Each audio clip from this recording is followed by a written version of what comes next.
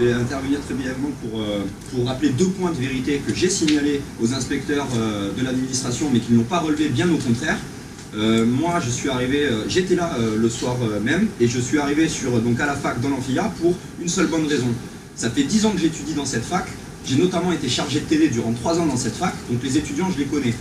Et moi, ce que je peux vous assurer, c'est qu'il n'y avait absolument pas que des étudiants de Paul Valéry. J'ai reconnu nombre d'étudiants à qui j'avais donné cours, nombre d'étudiants que j'ai croisés tous les jours dans les locaux de mon université, ce soir-là, et ces étudiants-là, aujourd'hui, en droit, sont terrorisés. Il y avait déjà une conférence de presse qui avait été faite par l'avocat, qui signalait que de nombreux étudiants en droit qui ont été violentés ce soir-là avaient voulu porter plainte, mais ils attendaient la sortie du rapport pour pouvoir le faire.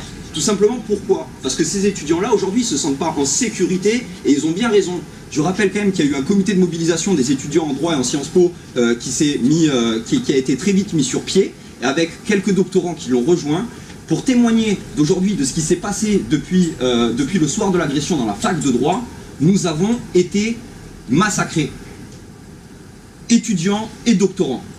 Pourquoi? Parce qu'effectivement le rapport pointe 2 personnes. Ça veut dire qu'il y a une dizaine d'autres personnes de la faculté qui sont encore en poste aujourd'hui et qui peuvent agir totalement librement. Dans cette dizaine de personnes, vous avez des responsables de diverses composantes. Des responsables, vous avez des professeurs, vous avez des chargés de TD, et vous avez tout un tas de personnes qui peuvent utiliser tout un tas de manettes dans l'université pour que notre vie, la vie des étudiants et la vie des doctorants qui ont témoigné contre cette agression soit un enfer.